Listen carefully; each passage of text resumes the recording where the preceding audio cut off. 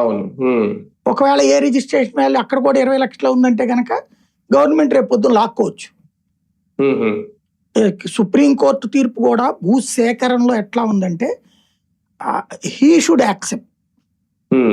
తప్పనిసరి పరిస్థితి అయితే కోర్టులో మేము ఇక్కడ పని చేయలేకపోతున్నాం వీళ్ళ వల్ల, మేము ఇంత ఇస్తామన్నా కూడా ఒప్పుకోవట్లేదని కోర్టు ద్వారా డబ్బులు ఇచ్చి తీసుకోవచ్చు, స్వాధీనం చేసుకోవచ్చు. అంతేగాని ప్రభుత్వం బలవంతం ఇప్పుడు రేపు స్టేడియం ఎయిర్పోర్ట్ లోకి నీళ్లు పోవాలనుకుంటారా? పోకూడదు కదా. దానికి ఒకటి వీళ్ళు కట్టే కాలువలు, వీళ్ళు కట్టే రిజర్వాయర్స్ గుడ్, దాంట్లో కాకుండా కొత్తగా వచ్చే సమస్య ఏంటి, ఇవి పైకి కట్టాలి ఎయిర్పోర్ట్ అయినా ఇది.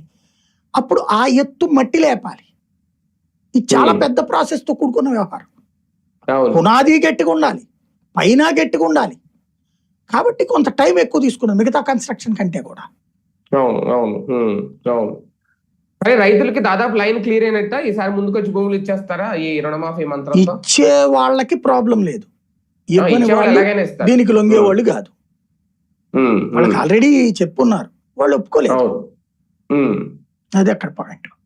అంటే ఇప్పుడు ప్రకటన చేశారు కాబట్టి అప్పులు తీరతాయని అనుకుంటే ముందుకు రావచ్చు. అంత సీన్ ఏమి ఉండదు. 1,50,000 రూపాయలు వాళ్ళకి లెక్క కాదు. నాకు తెలిసి ఇప్పుడు మొన్న ఏం చెప్పారు, 3-4 కోట్లు వాల్యూ చేసే ఇళ్ళు స్థలాలు అయ్యి మేము ఎందుకు ఇస్తామంటున్నారు. 3-4 కోట్లు వాల్యూ చేసే వాళ్ళు 1,50,000 రూపాయల కోసం కక్కుర్తి పడతారా? అది ఇక్కడ మెయిన్ సమస్య ఏంటంటే మళ్ళీ రేపు భూమి ఎప్పుడు వస్తుందో తెలియదు.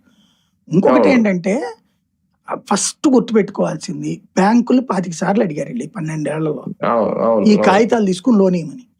మీరు అక్కడ ఈ కాగితమో ఈ ల్యాండో చూసి బ్యాంకులు లోన్ ఇవ్వడం ప్రారంభిస్తే మాత్రం